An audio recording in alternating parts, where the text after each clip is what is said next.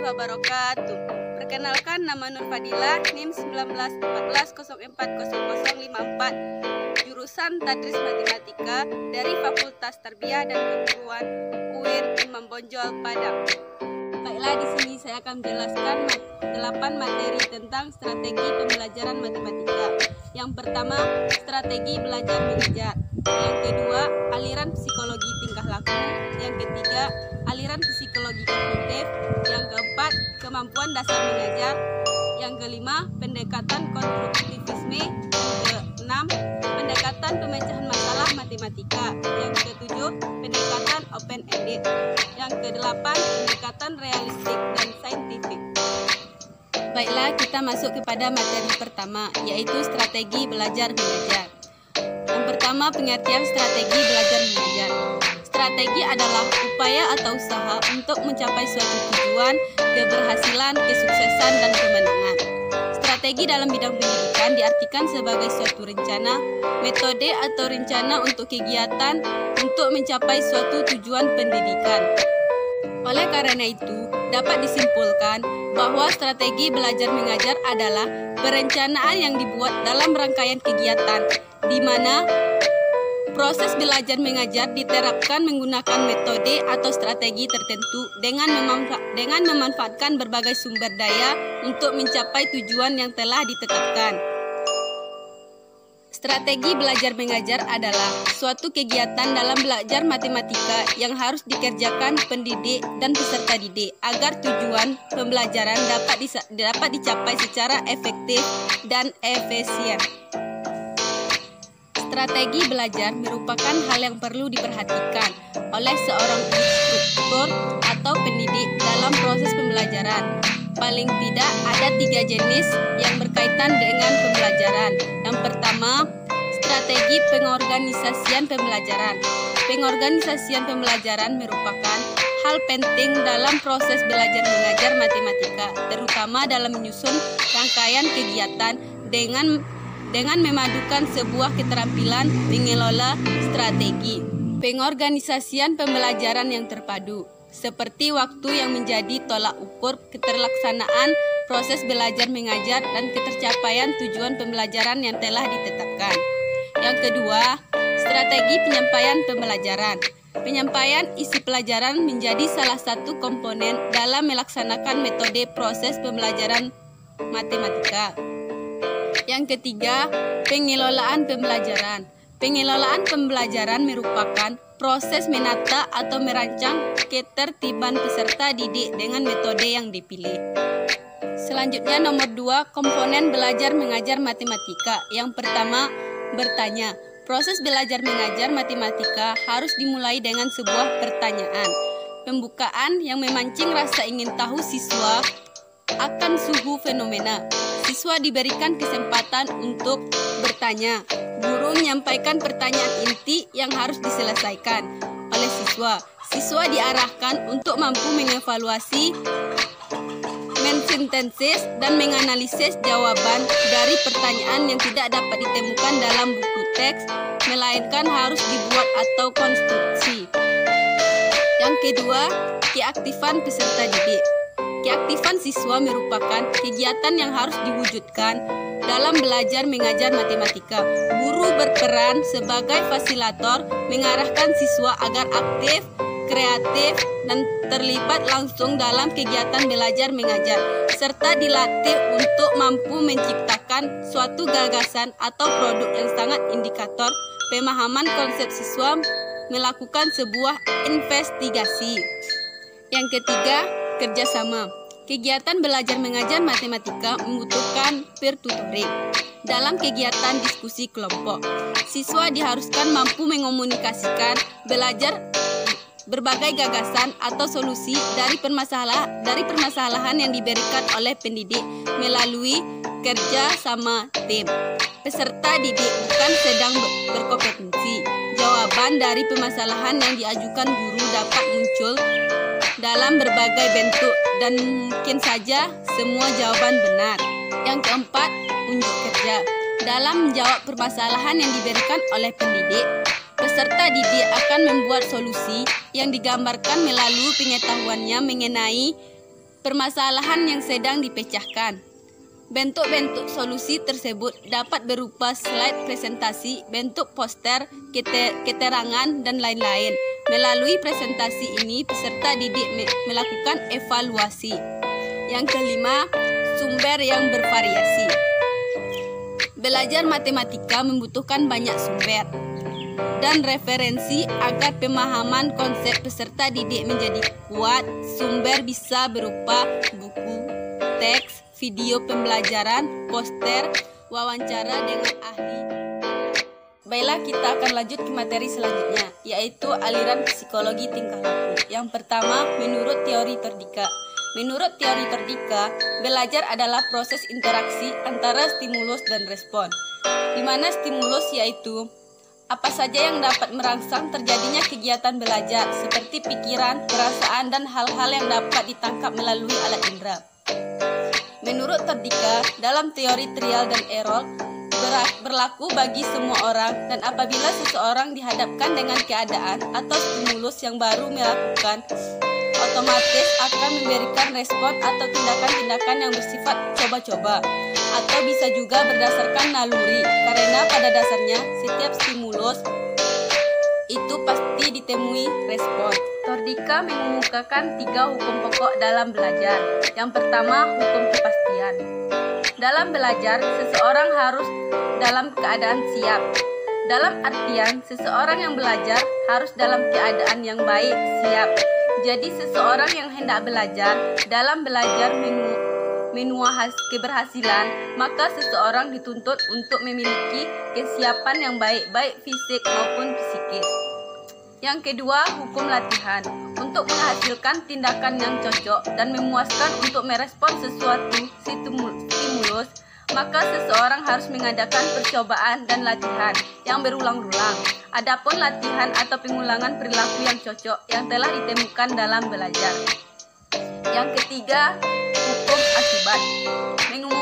Mengemukakan jika suatu tindakan diikuti oleh suatu perubahan yang memuaskan dalam lingkungan, kemungkinan tindakan itu diulang dalam situasi yang mirip akan meningkatkan. Yang kedua, teori Skinner. Menurut teori Skinner, dia menekankan pada perubahan perilaku yang dapat diamati dengan mengabaikan kemungkinan yang terjadi dalam proses berpikir pada otak seseorang. Pada teori Skinner ini dapat beberapa kelebihan dan kekurangan. Kelebihannya yaitu pada pola ini pendidik diarahkan untuk mengarahkan setiap anak didiknya. Hal ini ditunjukkan dengan kehilangannya sistem hukuman. Hal itu didukung dengan adanya pembentukan lingkaran yang baik, sehingga dimungkinkan akan meminimalkan terjadinya kesalahan. Selanjutnya, kekurangannya. Yang pertama, tanpa adanya sistem hukuman, akan dimungkinkan dapat membuat anak didik menjadi kurang mengerti tentang arti sebuah kedisiplinan. Yang kedua, beberapa keliruan dalam penerapan teori Skinner dalam penggunaan hukuman sebagai salah satu cara untuk mendisiplinkan siswa. Yang ketiga, teori Ausubel. Ausubel mengatakan bahwa belajar dikatakan bermakna bila informasi yang dipelajari peserta didik sesuai dengan aspek kognitif yang dimiliki peserta didik, sehingga peserta didik mampu mengaitkan informasi barunya dengan struktur kognitif. Ausubel mengatakan jika seseorang mempunyai keinginan untuk mengingat sesuatu tanpa mengaitkan dengan hal yang lain, maka baik proses maupun hasil pembelajarannya dapat dinyatakan dengan hafalan dan tidak akan bermakna sama sekali belajarnya. Yang keempat, teori Gagne. Menurut Gagne, dalam belajar matematika ada 2 objek yang dapat diperoleh siswa. Yang pertama, objek langsung dan objek tak langsung. Di mana objek tak langsung antara lain kemampuan menyelidiki dan memecahkan masalah, belajar mandiri, bersifat positif terhadap matematika, dan tahu bagaimana semestinya belajar.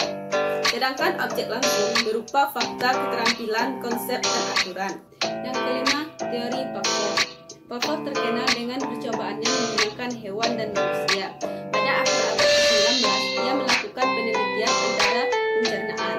Pada sebagian penelitian, ia melakukan pengamatan terhadap tingkah laku anjing. Pavlov mencoba menemukan hubungan antara anjing yang melihat makanan dengan keluar air liurnya.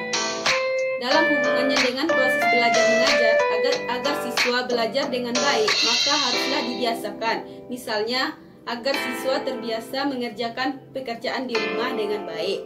Sebagai guru sebaiknya membiasakan untuk memastikannya, menjelaskannya, ataupun memberikan nilai terhadap hasil pekerjaan siswa.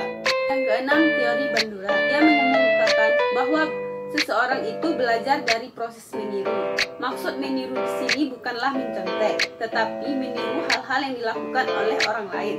Ia melakukan percobaan dengan rekan-rekannya untuk menemukan adanya pengaruh antara model-model atau yang telah dilatih khusus untuk bertingkah laku tertentu terhadap orang-orang yang melihatnya.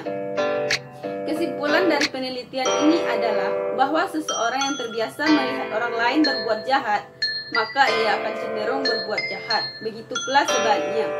Dengan demikian, implikasi teori ini dalam pembelajaran adalah guru harus menjadi model yang profesional, yang layak untuk ditiru siswanya. Yang terakhir, aliran latihan mental. Teori ini lalu berkembang menjadi aliran psikologi belajar yang dipengaruhi terhadap arah pengembangan teori dan praktek pendidikan dan pembelajaran yang dikenal sebagai aliran behavioristik.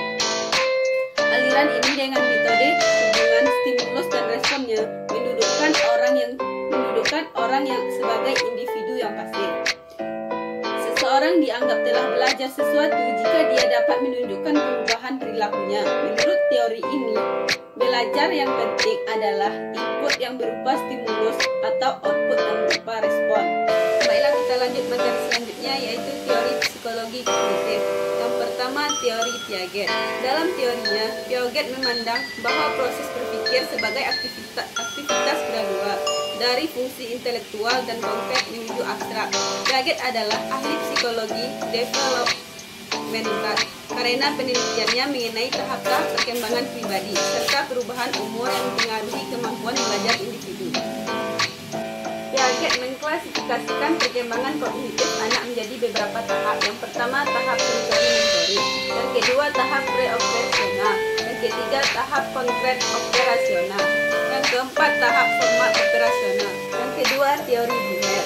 Menurut Brunner, pembelajaran hendaknya dapat menciptakan situasi agar mahasiswa dapat belajar dari diri sendiri melalui pengalaman dan eksperimen untuk menemukan pengetahuan dan kemampuan yang baru yang khas baginya.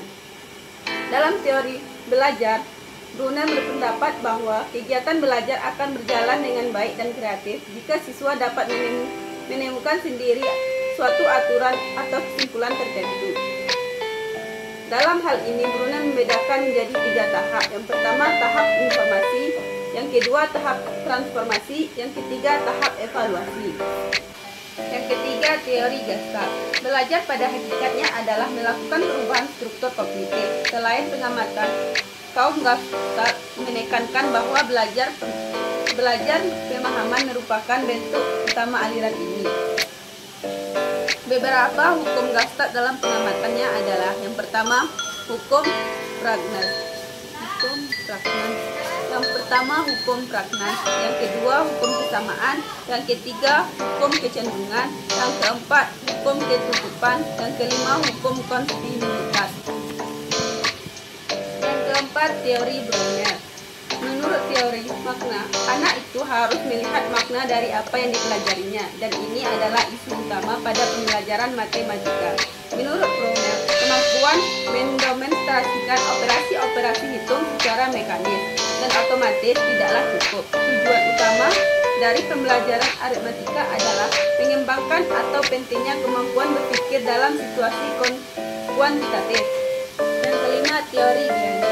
Teori belajar Giani pada prinsipnya sangat relevan, dan teori pengembangan intelektual Piaget dan konsep pembelajaran aktif, kreatif, efektif, dan menyenangkan. Menurut Diones, konsep-konsep matematika akan berhasil jika dipelajari dalam tahap-tahapan tertentu. Yang pertama, permainan bebas. Yang kedua, permainan yang menggunakan aturan. Yang ketiga, permainan kesamaan sifat. Yang keempat, permainan representasi.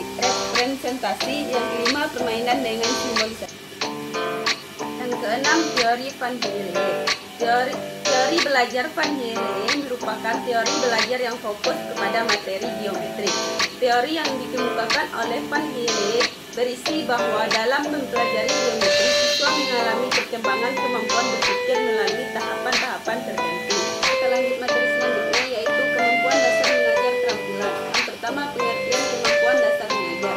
Mengajar merupakan kegiatan atau aktivitas yang dilakukan oleh guru, dosen, atau instruktur dalam kegiatan mengatur dan mengelola lingkungan belajar untuk mendorong aktivitas belajar siswa atau pelajar. Yang kedua, menyusun skenario pembelajaran. Keterampilan menyusun skenario pembelajaran adalah keterampilan dalam menyusun tahap atau tingkah kegiatan pembelajaran, pendahuluan, penyajian, serta penutup dan tingkat lanjut. Uraian kegiatan pembelajaran akan dilakukan memilih media dan alat yang akan digunakan pengajar maupun peserta didik, serta menentukan waktu dalam rangka memfasilitasi peserta didik agar mendapatkan hasil dalam proses pembelajarannya. Yang ketiga, membuka dan menutup pembelajaran. Yang pertama, membuka pelajaran. Yang pertama, menarik perhatian siswa menggunakan alat mengajar, memvariasikan dalam pola interaksi, menimbulkan motivasi, memberikan acuan, dan membuat kaitan. Yang kedua, menutup pembelajaran. Kegiatan menutup pembelajaran dapat didefinisikan sebagai pengarahan perhatian peserta didik kepada penyelesaian tugas tertentu atau urutan kegiatan pembelajaran. Kegiatan menutup pembelajaran dapat dilakukan dengan cara yang pertama, meninjau kembali pembelajarannya, yang kedua, mengevaluasi pembelajarannya. Yang keempat, keterampilan menjelaskan. Menjelaskan dimaksud adalah memberikan pengertian kepada orang lain. Oleh karena itu, keterampilan menjelaskan dapat diartikan dengan keterampilan memberikan pengertian berupa penyajian informasi lisan yang diorganisasikan secara sistematis kepada peserta didik, sehingga informasi atau pesan-pesan pembelajaran baik berupa fakta, konsep, prinsip, atau prosedur dapat dipahami oleh peserta didik dengan baik. Yang kelima, keterampilan bertanya. Bertanya merupakan kegiatan pengajaran dalam penyampaian pertanyaan kepada peserta didik dalam proses pembelajaran, baik pertanyaan dasar maupun pertanyaan lanjut. Yang keenam, keterampilan memberikan penguatan. Penguatan dimaksud adalah respon positif dari pengajar kepada peserta didik yang telah berhasil melakukan perilaku tertentu secara baik. Tujuannya yang pertama, menumbuhkan perhatian peserta didik, memotivasi peserta didik terhadap pencapaian kompetensi. Baiklah, kita lanjut materi selanjutnya, yaitu pendekatan konstruktivisme dalam pembelajaran matematika. Yang pertama, belajar matematika menurut paham konstruktivisme. Teori konstruktivisme didefinisikan sebagai pembelajaran yang bersifat generatif, yaitu tindakan menciptakan suatu makna dan apa yang dipelajari. Hakikat pembelajaran matematika menurut pendekatan konstruktivisme sebagaimana telah dikemukakan bahwa menurut teori belajar konstruktivisme, pengetahuan tidak dapat dipindahkan begitu saja dari pikiran guru ke pikiran siswa. Artinya bahwa siswa harus aktif secara mental membangun struktur pengetahuannya, pendekatan kematangan kognitif yang dimilikinya. Yang kedua, pembelajaran konstruktivisme dalam matematika. Belajar menurut konstruktivisme adalah suatu proses mengasimilasikan dan mengaitkan pengalaman atau pelajaran yang dipelajari dengan pengertian yang sudah dimilikinya, sehingga pengetahuannya dapat dikembangkan. Teori belajar konstruktivisme yang pertama, pengelolaan pembelajaran. Yang kedua, pemberian bimbingan. Yang ketiga, implementasinya dalam pembelajaran matematika atau contoh materi serta masalahnya. Contoh implementasi pembelajaran matematika menurut pendekatan konstruktivisme, di mana pelaksanaan pembelajaran operasi penjumlahan dan pengurangan bilangan bulat, yaitu di mana dosen mempersiapkan alat-alat peraga sebelum perkuliahan dimulai. Pertama, yaitu menempelkan angka-angka 0, positif dan negatif pada lantai keramik dan menyiapkan manik-manik serta mainan hewan yang dapat menarik perhatian siswa untuk belajar. Yang keempat, evaluasi pembelajaran matematika menurut pemahaman konstruktivisme. Evaluasi dalam pembelajaran matematika menggunakan pendekatan konstruktivisme terjadi sepanjang proses pembelajaran berlangsung, dari awal sampai akhir. Guru membantu perkembangan siswa, pemahaman siswa terhadap suatu konsep matematika, ikut membentuk dan menguasai proses konstruksi pengetahuan yang diikuti oleh siswa. Yang kelima, posisi pengajaran konstruktivisme di antara pendekatan lain. Yang pertama, model model eksposisi, yang kedua model behavioristik, yang ketiga model kognitif, yang keempat model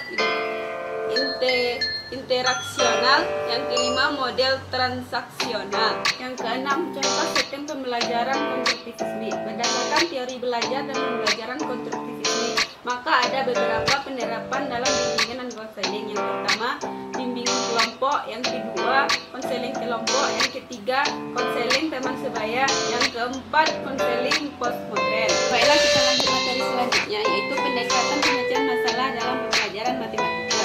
Yang pertama, masalah dan pemecahan masalah. Masalah merupakan suatu keadaan yang tidak dapat dipisahkan dalam kehidupan manusia, di mana pemecahan masalah matematika adalah upaya yang ditempuh untuk mendapatkan jawaban atas masalah matematika yang dilakukan dengan melibatkan keterpaduan konsep matematis sehingga diperoleh jawaban atau pemecahan masalah tersebut. Yang kedua, cara pengerjaan pemecahan masalah. Yang pertama, strategi pemecahan masalah secara khusus harus diajarkan sampai siswa dapat memecahkan masalah dengan benar. Yang kedua, tidak ada strategi yang optimal untuk memecahkan seluruh masalah. Yang ketiga, guru harus mengerjakan berbagai strategi kepada siswa untuk dapat menyelesaikan berbagai bentuk masalah. Yang keempat, siswa perlu dihadapkan pada masalah dengan cara pemecahan masalah yang belum dikuasainya, dan mereka harus didorong untuk mencoba berbagai alternatif pendekatan pemecahan masalah. Yang kelima, prestasi atau kemampuan siswa dalam memecahkan masalah berhubungan dengan tahap perkembangan siswa. Yang ketiga, strategi pemecahan masalah. Yang pertama, strategi add it out. Yang kedua, membuat gambar atau diagram. Yang ketiga, menemukan pola. Yang keempat, membuat tabel. Yang kelima, memperhatikan semua kemungkinan secara sistematik. Yang keenam, menebak dan periksa. Yang ketujuh, strategi kerja mundur. Yang kedelapan, menentukan yang diketahui. Yang kesembilan, menggunakan kalimat terbuka. Yang kesepuluh, menyelesaikan masalah yang mirip atau masalah yang telah lebih mudah. Yang sebelas, mengubah sudut pandang. Yang keempat, pentingnya pemeriksaan kembali. Salah satu cara terbaik untuk mempelajari pemecahan masalah dapat dilakukan setelah menyelesaikan masalah selesai dilakukan. Memikirkan atau menelan kembali langkah-langkah yang telah dilakukan dalam pemecahan masalah merupakan kegiatan yang sangat penting untuk mengaitkan kemampuan anak dalam memecahkan masalah. Hasil penelitian menunjukkan bahwa diskusi dan mempertimbangkan kembali proses penyelesaian yang telah dibuat merupakan faktor penting yang bisa dikembangkan dalam langkah terakhir dari strateginya dalam pemecahan masalah tersebut. Yang kelima, metakognisi. Metakognisi adalah suatu kata yang berkaitan dengan apa yang telah dia ketahui tentang dirinya sebagai individu yang belajar bagaimana dia mengontrol serta menyesuaikan perilakunya. Metakognisi merupakan kemampuan untuk terlihat pada diri sendiri sehingga apa yang dilakukan dapat terkontrol secara optimal. Baiklah, kita lanjut materi selanjutnya, yaitu pendekatan open-ended dalam pembelajaran matematika. Yang pertama, pengertian pendekatan open-ended. Pendekatan open-ended merupakan proses pembelajaran yang di dalamnya tujuan dan kegiatan individu dan dicapai secara terbuka. Menurut Hermann Suherman, pendekatan open-ended adalah pembelajaran dengan pendekatan terbuka yang memberikan kebebasan individu untuk mengembangkan berbagai cara dan strategi memecahkan masalah sesuai dengan kemampuan masing-masing serta didik. Orientasi pendekatan open-ended dalam pembelajaran matematika. Dalam pembelajaran matematika sama halnya seperti ilmu-ilmu sosial, permasalahan atau soal-soal dalam matematika pun secara garis besar dapat diklasifikasikan menjadi dua bagian. Yang pertama adalah masalah-masalah matematika tertutup, dan yang kedua adalah masalah-masalah matematika terbuka. Yang ketiga, mengkonstruksi problem. Menurut Suherman dan kawan-kawan, mengonstruksi dan mengembangkan masalah open-ended yang tepat dan baik untuk siswa dengan tingkat kemampuan yang beragam tidaklah mudah, tetapi berdasarkan penelitian yang dilakukan di Jepang dalam jangka waktu yang panjang dapat ditemukan beberapa hal yang dapat dijadikan acuan dalam mengonstruksi masalah. Antara lain, yang pertama, menyajikan masalah melalui situasi fisik yang nyata, di mana konsep matematika dapat diamati dan dikaji siswa. siswa. Yang kedua, menyajikan soal-soal pembuktian dapat diubah sedemikian rupa sehingga siswa dapat menemukan hubungan dan sifat-sifat dari variabel dalam permasalahan itu.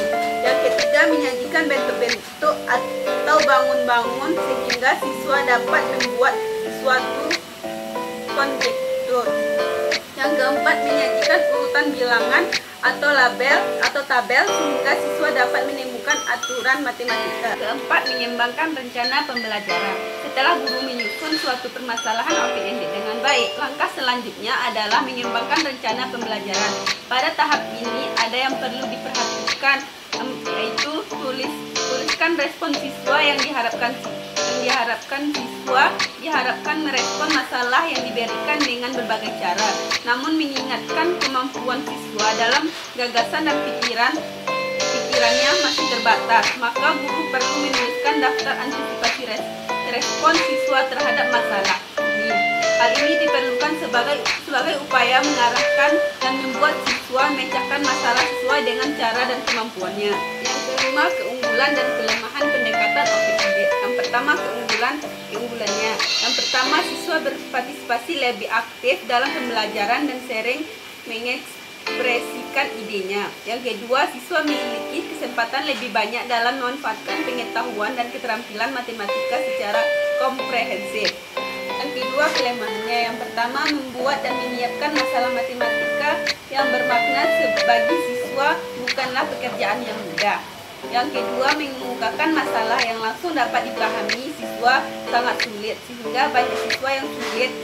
sehingga banyak siswa yang mengalami kesulitannya. Baiklah, kita lanjut materi selanjutnya, yaitu pendekatan realistik dan pendekatan saintifik. Yang pertama, pengertian pendekatan realistik. Pendekatan realistik adalah salah satu pendekatan pembelajaran matematika yang menekankan pada keterkaitan atas konsep-konsep matematika dengan pengalaman sehari-hari. Yang kedua, prinsip-prinsip pembelajaran realistik. Yang pertama, didominasi oleh masalah-masalah dalam konsep melayani dua hal. Yang pertama, sebagai sumber dan sebagai terapan konsep matematika. Yang kedua, perhatian diberikan pada pengembangan model-model, situasi, skema, dan simbol-simbol. Yang ketiga, sumbangan dari para siswa. Yang keempat, interaksi sebagai karakteristik dari proses pembelajaran matematika. Ketiga, pertimbangan menggunakan pendekatan realistik. Implementasi pembelajaran matematika dengan pendekatan realistik dilakukan oleh mahasiswa yang telah memahami bagaimana pembelajaran realistik disampaikan dan bagaimana prinsip-prinsip pembelajaran realistik dilakukan dan berkolaborasi dalam melakukan penelitian pengembangan yang disponsori oleh Fred Dweller. Baiklah, kita lanjut materi selanjutnya, yaitu pendekatan saintifik. Yang pertama, pengertian saintifik. Pendekatan saintifik adalah proses pembelajaran yang dirancang sedemikian rupa agar peserta didik secara aktif mengonstruksi konsep, hukum, dan prinsip-prinsip melalui tahapan mengamati, merumuskan masalah, mengajukan atau merumuskan hipotesis menggunakan data dengan berbagai teknik, menganalisis data, menarik kesimpulan, dan mengonstruksi konsep, hukum, atau prinsip yang ditemukan. Yang kedua, langkah-langkah umum pembelajaran dengan pendekatan saintifik. Langkah-langkah pendekatan ini dalam proses penyampaian pada kurikulum 2013 untuk semua jenjang dilaksanakan dengan menggunakan pendekatan ilmiah, yaitu menggali informasi melalui pengalaman, bertanya, percobaan, kemudian mengolah data informasi, dan dilanjutkan dengan menganalisis, menalar, kemudian menyampaikan dan menciptakan serta membentuk jaringan. Selanjutnya, kelebihan dan kekurangan pendekatan realistik. Yang pertama, kelebihan. Yang pertama, proses pembelajaran lebih terpusat pada siswa sehingga kemungkinan siswa lebih aktif dan lebih kreatif dalam pembelajaran. Yang kedua, langkah-langkah pembelajaran yang sistematis sehingga memudahkan guru untuk memanajemen pelaksanaan pendekatan. Yang ketiga, memberikan peluang guru untuk lebih aktif dan mengajar siswa untuk aktif dengan berbagai sumber belajar. Selanjutnya, kelemahan, yaitu dibutuhkan kreatifan tinggi dari guru untuk menciptakan lingkungan belajar dengan menggunakan pendekatan saintifik, sehingga apabila guru tidak mau kreatif maka pendekatan tidak dapat dilaksanakan sesuai dengan tujuan pembelajaran. Yang kedua, guru jarang menjelaskan materi pembelajaran karena guru banyak yang beranggapan bahwa dengan kurikulum yang baru ini guru tidak perlu menjelaskan materinya.